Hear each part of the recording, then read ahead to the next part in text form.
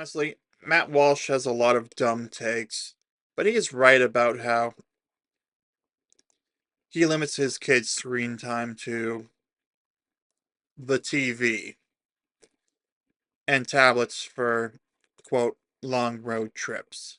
I've mentioned in the past how dumb phones are a smart alternative to giving children smartphones. Because as I said in my video, what is it?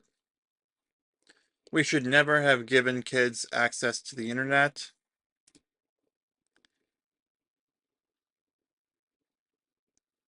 They really have no business being there.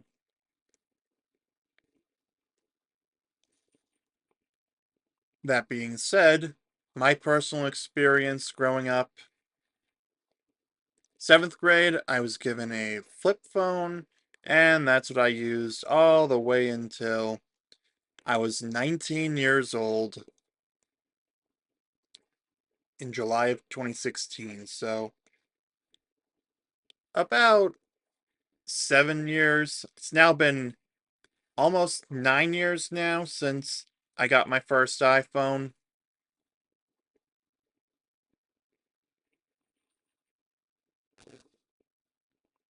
So I've officially been a smartphone user longer than I was a dumb phone user.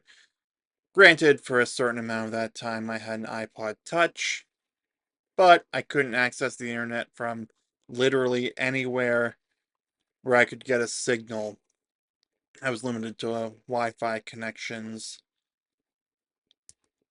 But according to this Atlantic article titled, "Why Are There So Many Alternative Devices All of a Sudden?" by Caitlin Tiffany,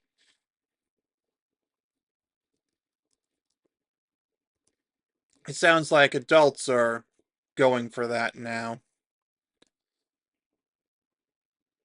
But before we figure out what exactly this is all about and what the alternatives are beyond just dumb phones like the one I showed off in a video about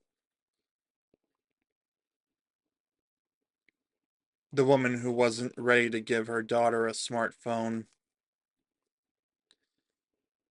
Be sure to give this video a like, comment your stance on the whole smartphone, dumb phone situation. Me personally, my iPhone 16 Pro Max does everything I need to, and I plan to get at least 5 years use out of it now. Be sure to give this video a like, subscribe for daily videos so you can see more like this, and let's get into it.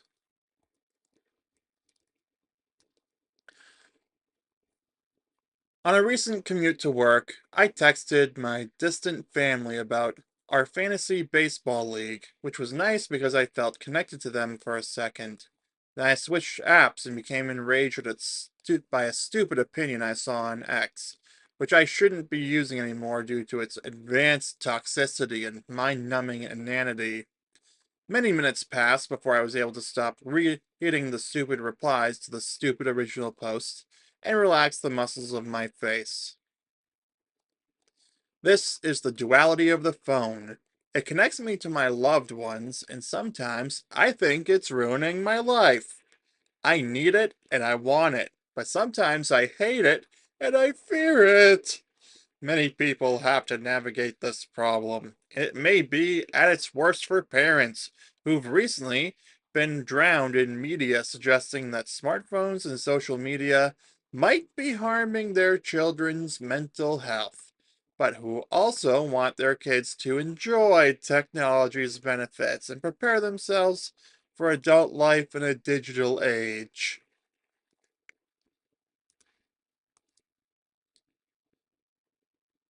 Yeah,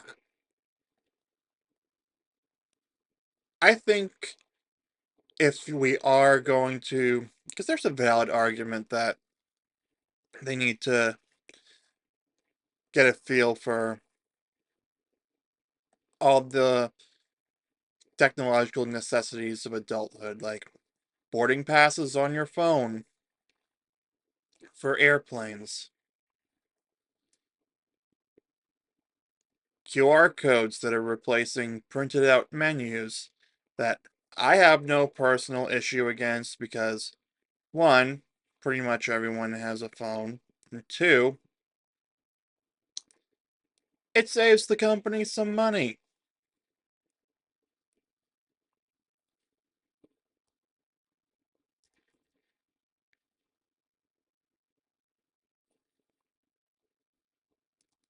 Other than that, though, honestly, do not give children access to the same internet that adults are allowed to. Make sure that they're able to handle the power. Honestly, there are some adults who probably aren't able to handle the power of accessing pretty much the entirety of human knowledge. That's a topic for another day. It was with tension. It was with this tension in mind that I rode a train last week to the town of Westport, Connecticut. There, a parent-led group called OK to Delay had organized an alternative device fair for families who wanted to learn about different kinds of phones that were intentionally limited in their functionality. There would be no frowning at X with these devices because most of them block social media. Similar bazaars have been popping up here and there over the past year, often in the more affluent suburbs of the tri-state area. Westport's Fair, modeled after an event held last fall in Rye, New York, was set up in a spacious meeting room in the most immaculate and well-appointed public library I've ever seen. When I arrived, about 30 minutes after the start of the 4-hour event, it was bustling. The chatter was already at a healthy, party-like level. The tables, set up around the room, each showed off a different device. One booth had a Barbie-branded flip phone. Another was offering a retro-styled landline phone called the Tin Can. But most of the gadgets looked the same. Generic, rectangular smartphones. Each one, however, had its own special restricted app store and a slew of parental control features that are significantly more advanced than what would have been available only a few years ago. One parent showed me her notepad on which she was taking detailed notes about the minute differences among these phones. She planned to share the information with an online group of parents who hadn't been able to come. Another mom told me that she'd be asking each booth attendant how easy it would be for kids to hack the phone system and get around the parental controls. Something you can see kids discussing openly on the internet all the time. Here's a great idea. Parents watching, use this thing called parental controls to control what your child is able to access. If you insist that they have, let's just say, an iPhone specifically because that's like the big one,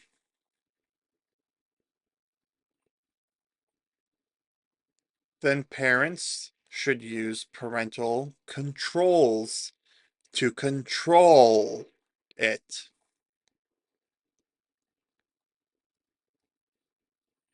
Not because you're a control freak, but because you're the parent, you're responsible for your child's well being.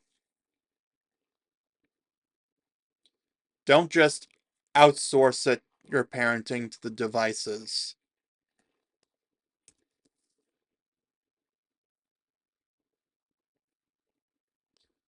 A couple of years ago, I explored the dumb phone trend, a cultural curiosity about returning to the time before smartphones by eschewing complex devices and purchasing something simpler and deliberately limited.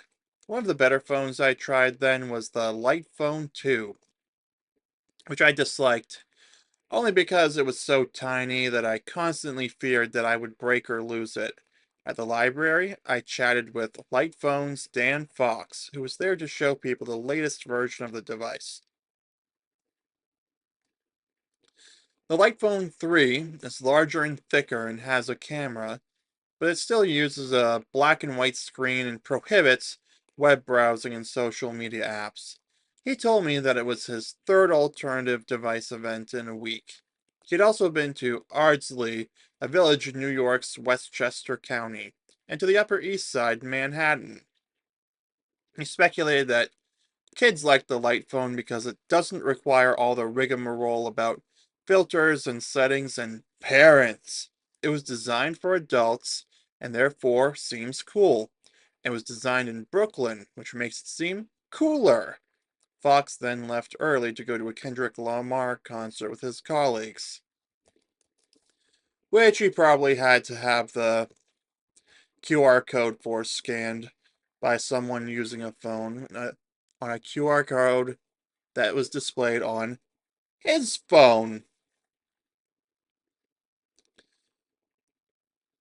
Honestly, this is new to me because I haven't heard of what was it called again?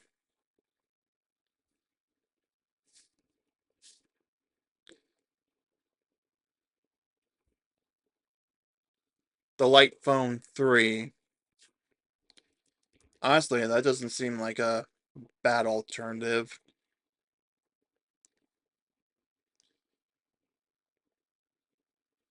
I mean, again, me personally, flip phone, $30 at Best Buy.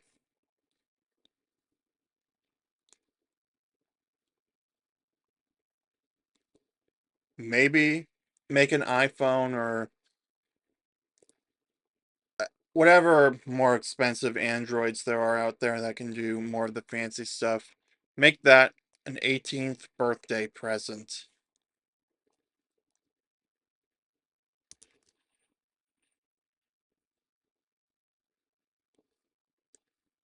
The crowded room in Westport was reflective of the broad concern about the effects that social media may have on children and teenagers, but was also a very specific expression of it. Explaining the impetus for hosting the marketplace, Becca Zipkin, a co founder of the Westport branch of OK to Delay, told me that it has become the standard for kids in the area to receive an iPhone as an elementary school graduation present. One of her group's goals is to push back on this ritual and create a different culture in their community. This is not a world in which there are no options, she said. Exactly. There's always an option. You can literally choose to do things a slightly more old fashioned way if you really don't like the smartphone setup. Generally speaking, you can print out QR codes for things like movie tickets, airplane boarding passes, which believe it or not still kind of have to be a thing for the sake of older people like my grandparents last October, because my grandmother only recently got her first iPhone at the age of 83 that I intentionally optimized to be limited because she's not going to use it all that much. Mostly she has it for the sake of being able to use the AirPods as hearing aids, as I've mentioned before. And my grandfather has a flip phone because he told me that his fingers basically just can't use touch screens all that well. So I respect his decision, and quite frankly, the elderly are probably the only reason that the old fashioned way of printing out things like that still exists. I would not be surprised if maybe 50 years from now, everyone collectively does the whole things will evolve way to be way different than that, and printing out the old-fashioned way will be a thing of the past. I've printed out QR codes like that myself on a couple of occasions, not because I particularly wanted to, but because I wanted to be prepared. Like when I went to the Harry Potter exhibit, I had our tickets printed out because I was not going to take any chances of something happening to my computer or iCloud storage or my email that I received them from. Same thing with my aquarium tickets for later, well, tickets, the admission and the IMAX movie.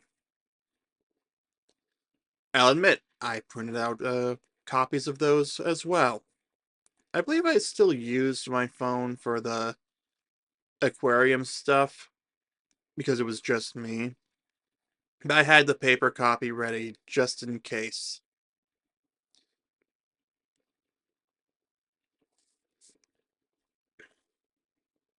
But anyway, back when I worked at the movie theater, a lot of older couples typically had the printed out QR code from the email receipt if they bought their ticket online. They didn't have it on their phone. Personally, when I go there now, I use my phone for that, and I screenshot the QR code as a backup for my watch, not to mention it's what I keep as the memory of it in the Photos app, in my Photos library. Getting back to the article, the options on display in Westport were more interesting than I'd thought they were going to be. They reflected the tricky balancing act parents face: how to let kids enjoy the benefits of being connected, a chess game, a video call with grandma, a GPS route to soccer practice, the feeling of autonomy that comes from setting a photo of Olivia Rodrigo as your home screen background, and protect them from the bad stuff: violent videos, messages from creeps, the urge to endlessly scroll, the ability to see where all of your friends are at any given time, and therefore be aware every time you're excluded. Um, do people just arbitrarily share their locations with all of their friends? Like, I don't know when location sharing on iOS became a thing. I know that a pair of brothers who are my friends, I've seen that they share their locations with each other. That's different because they're family. But still, I don't share my location with anyone unless I really need to. Like, I would only do that if I were being chased by someone. Although, this is exactly why if you go to meet someone on the internet, you tell someone where you're going. Okay, also on Uber, I share my ride details with typically my mom for the sake of just in case. Not that I think any Uber drivers are gonna pull any funny business, especially here in Massachusetts where they're actually subjected to actual background checks. Yeah, say what you will about the other downsides of Massachusetts. I think it's more than fair for the government to require background checks for jobs like driving for Uber.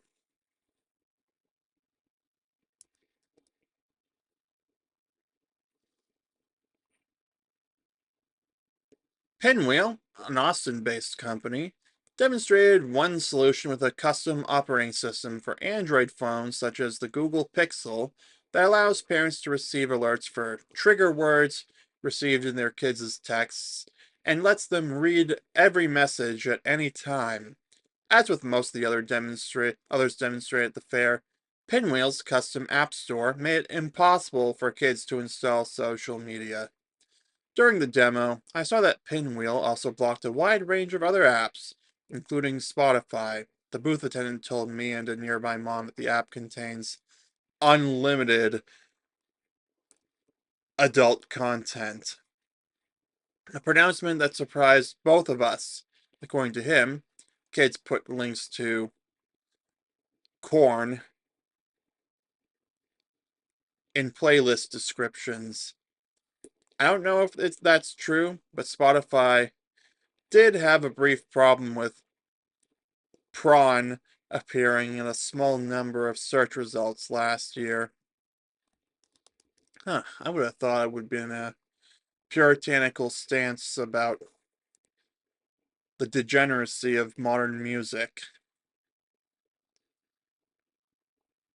But personally, in my opinion, better to block it and be wrong than not block it and be wrong.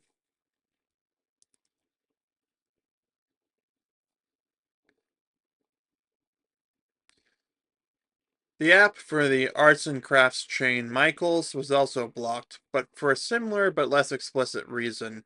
A red label placed on the Michaels app advised that it may contain a loophole that would allow kids to get onto unnamed other platforms. Michaels didn't respond to my request for comment, and Spotify declined comment. Something else I just realized about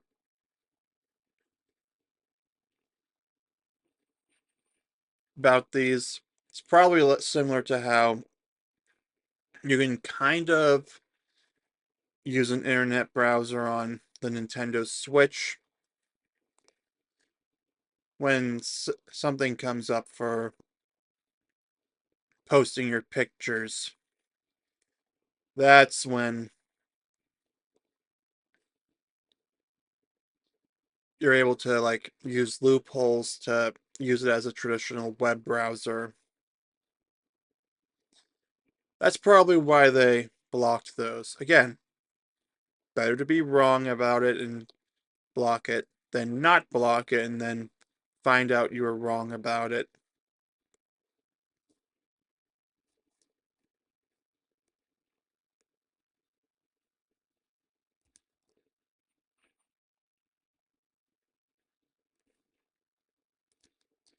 Beyond the standard suite of surveillance tools, many of the devices are also outfitted with AI powered tools that would preemptively censor content on kids' phones.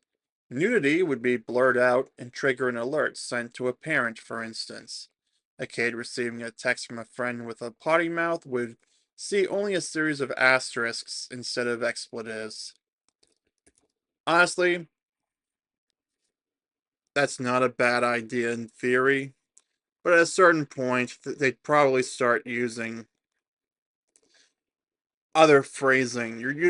You'd have to asterisk out every possible variant, and people will find a way. For example, you saw on the screen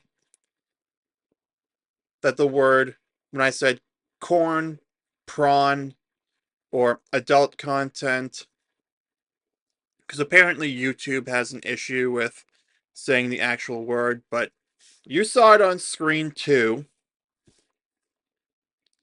And we both know what I'm talking about if I just say it out loud. Like if I say corn, we both know that I'm not talking about corn on the cob.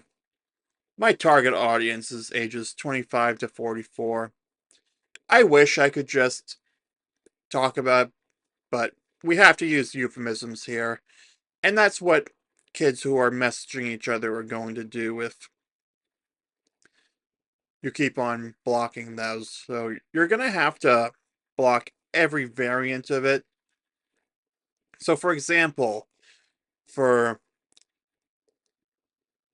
as Tim Pool said, sewer, SLIDE. I'm not taking chances of getting it flagged for that.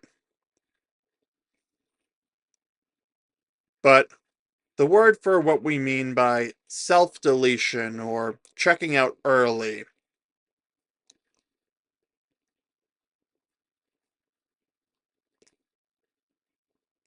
Is this system going to account for all these alternatives, or in the case of written communication, spelling it differently? Like, for example, using exclamation points instead of the letter I,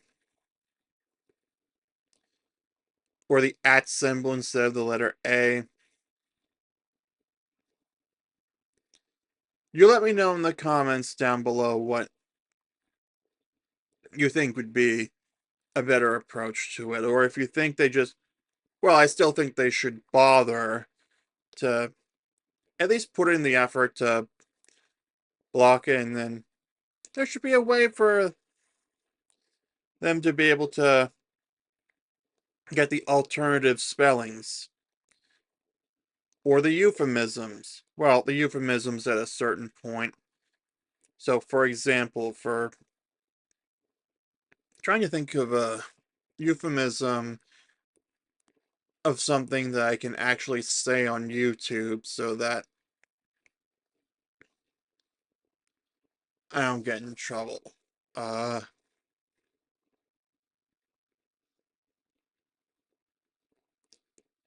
I'll come back to that if something comes to mind. But yeah, to sum up on this part of it, people are going to use phrases like self-deletion, check out early, or corn if they want to say naughty words. Yes, I think that children should be barred from these words and ideas at all costs. So I guess if I were in charge of this system, I would say, parents, send in any variations that you find or any euphemisms so that we can block those too, because, okay, eventually it would probably start blocking every single possible word, but at this point, I just think that children shouldn't have smart devices like this.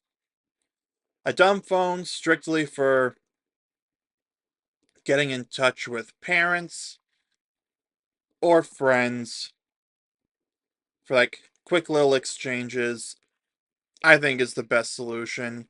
The way that it was done for me back in the day when I had to use a dumb phone till I was 19, or rather, I didn't have the motivation to go for an iPhone until Pokemon Go came out. But I say that the way that I had handled it growing up was probably for the better. So, to recap, I had a flip phone and iPod Touch from throughout middle school and high school and my first year of college. Honestly, I would argue an iPad for when you're at home or on road trips, and a dumb phone to carry around so that they can call 911 or you, or maybe a friend or two, or other members of the family. You let me know in the comments what you think is a good approach.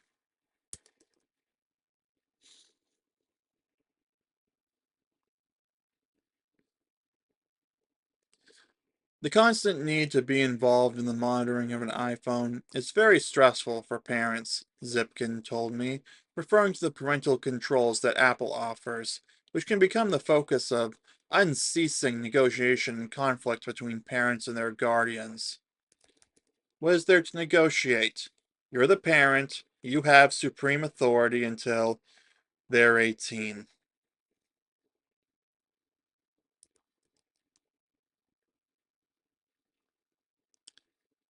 This is part of these alternative devices' marketing. Pinwheel highlights the helping hand of AI on its website. Instead of relying on parents to manually monitor every digital interaction, because who has time for that? AI driven tech is learning behaviors, recognizing risks, and proactively keeping kids safe. The story was similar at other tables. Gab, a Leahy, Utah company, offers a feature that automatically shuts down video calls and sends notifications to parents if it detects nudity. The AI still needs some work. It can be triggered by, say, a person in a bathing suit or a poster of a man with his shirt off if they appear in the background of the call. Gab also has its own music app, which uses AI and human reviewers to identify and block songs with explicit language or adult themes. Taylor Swift is on here, but not all of Taylor Swift's music, Lori Morency-Kun, a spokesperson for the company, told me.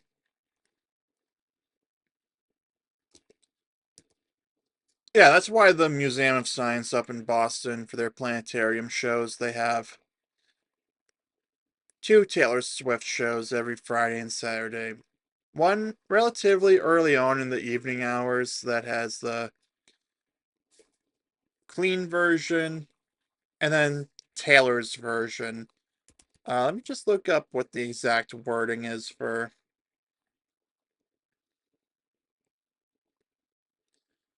the clean version.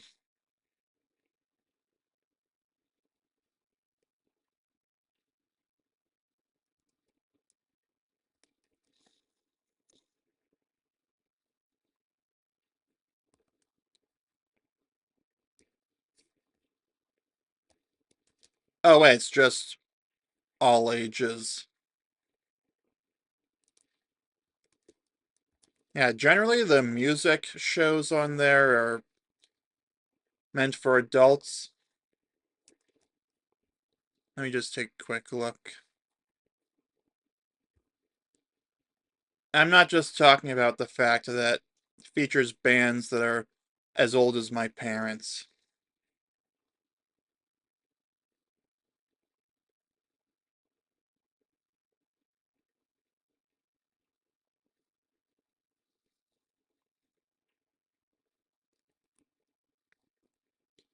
Okay, there's a flashing light sensitivity warning.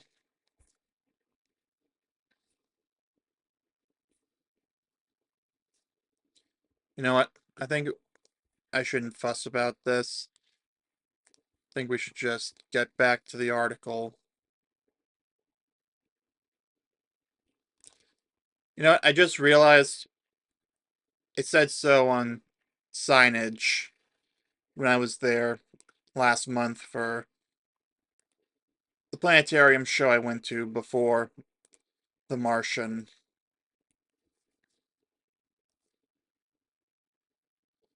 So, getting back to the article,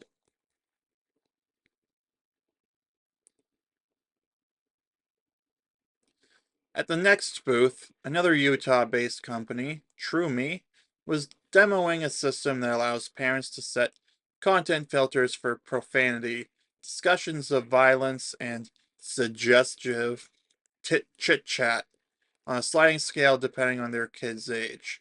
The demonstrator also showed us how to add custom keywords to the system that would be blocked in case a parent feels that the AI tools are not finding everything. Block harmful content before it even has a chance to get to your kiddo, reads a post on the company's Chipper Instagram account. Hey, that's a pretty good way if you discover the euphemisms that are being used, like self delete or check out early, rather than the actual word that YouTube does not appreciate anyone saying out loud. Or any variation of swear words like putting an exclamation point in between the H and T in Springfield Heights Institute of Technology. That's a Simpsons joke for how they were able to sneak the actual word onto a broadcast network show. You know what? I think it's better if I just show you.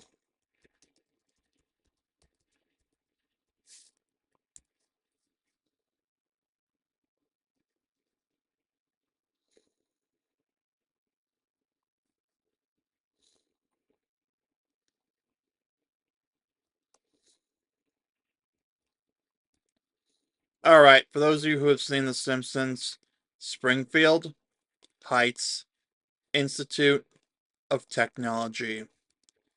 New euphemism for that word I want to propose. I propose we all start saying, "What a load of Springfield Heights Institute of Technology," or something like that.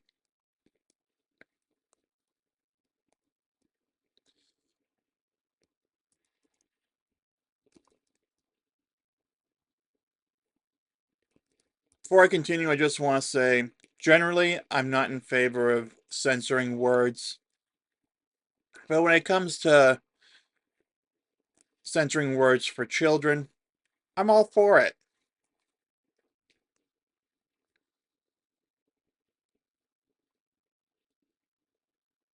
I believe you as a parent should be free to decide when you want to have the conversation with your child about difficult topics. So, anyway, getting back to the article at long last. Across the room, Bark, an Atlanta based company that started with a parental control app and then launched its own smartphone, offered yet another nice looking slab with similar features. This one sends alerts to parents for 26 possible problems, including signs of depression and indications of cyberbullying. I posed to the booth attendant, Chief Commercial Officer Christian Bruculieri, that a kid might joke 100 times a day about wanting to check out early without having any real self deletion thoughts. An issue Bruculieri seemed to understand. But false positives are better than missed negatives, he argued. I agree. Better you look into it and be wrong about it than not look into it and then find out you were wrong about it, especially if it happens to be too late. Bark places calls to law enforcement when it receives an alert about a kid threatening to do harm unto themselves or others, he told me. But those alerts are reviewed by a human first. We're not swatting kids, he said. Um, Maybe this should go to the parents first, and I, okay, law enforcement call doesn't seem like a bad idea. But shouldn't the parents get an alert about this? I mean, I think they have a right to know about if their child is expressing anything about self deletion or if they become a self deletion risk.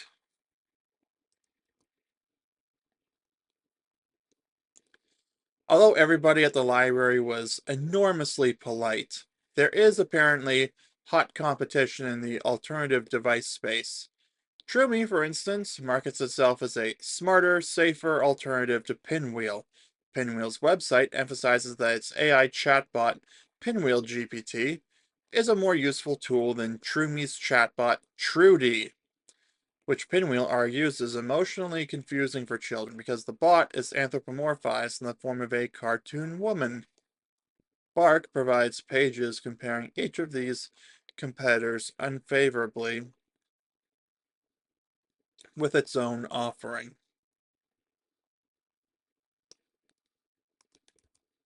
I mean, parents could always just parent and monitor what their children are doing.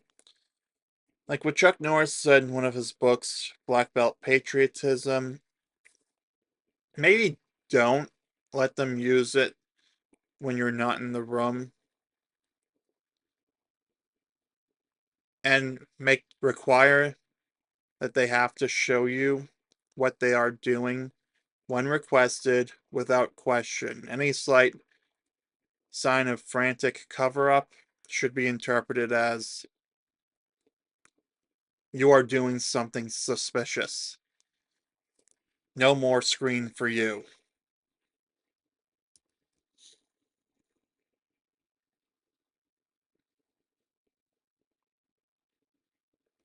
Afterward, Zipkin told me that parents had given her varied feedback on the different devices. Some of them felt that the granular level of monitoring texts for any sign of emotional distress or experimental cursing was over the top and invasive. Others were impressed, as she was, with some of the AI features that seemed to take a bit of the load off of parents who are tired of constant vigilance. Despite all the negative things she'd personally heard about artificial intelligence, this seemed to her like a way it could be used for good. Knowing that your kids won't receive harassing or bullying material, or sexual images, or explicit images, or anything like that, is extremely attractive as a parent, she told me. Knowing that there's technology to block that is, I think, amazing.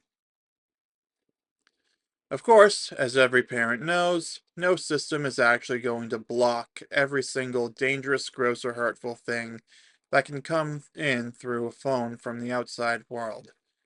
But that there are now so many alternative device companies to choose from is evidence of how much people want and are willing to search for something that has so far been unattainable. A phone without any of the bad stuff. I said it before, I'm going to say it again. Flip phones that are limited to calls and texts exist.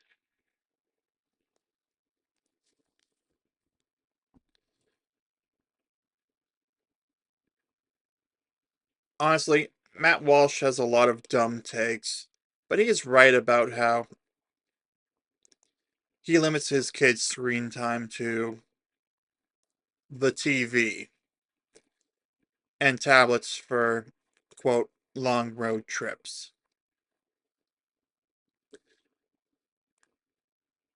Like, honestly, at this point, if you want kids to have access to the internet or to have some kind of online usage to get them a feel for using the internet so that they're, I don't know, still able to learn it. Virtual worlds like Webkins and the other ones in the video from the last time I talked about this, that unfortunately only has 9 views. The one about the Chromebook challenge that I told you about.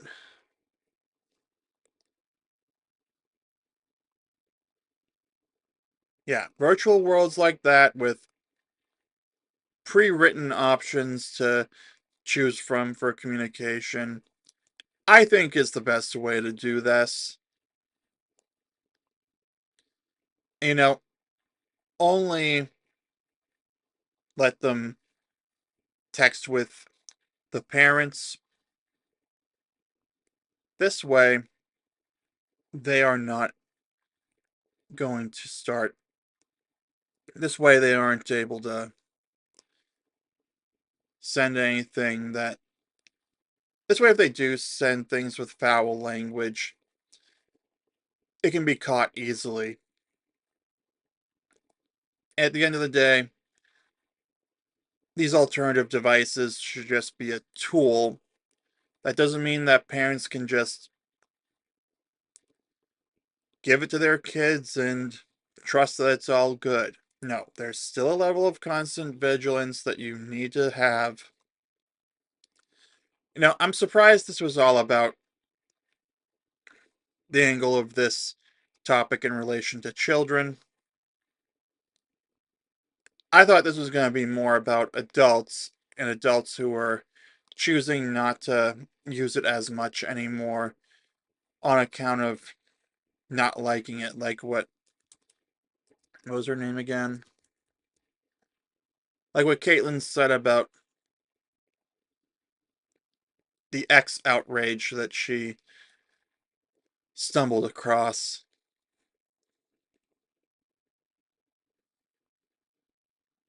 So I think I'm going to leave it here for the video. You let me know in the comments down below which of these you think would be the best solution and whether you think that parents should feel okay with just trusting these systems. Because again, they're not going to be 100% perfect, but they seem viable enough. I would argue that maybe some adults could benefit from this kind of filtration.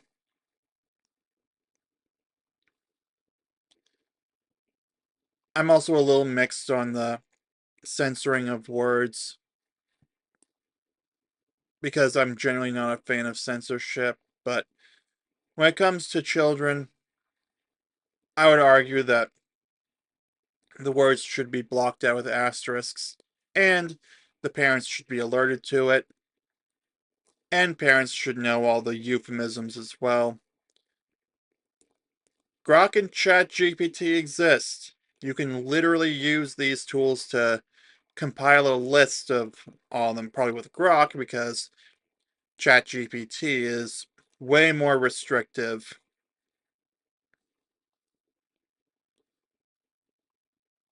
But I digress. Thanks for watching. Give this video a like. Subscribe for daily videos, and I'll see you soon.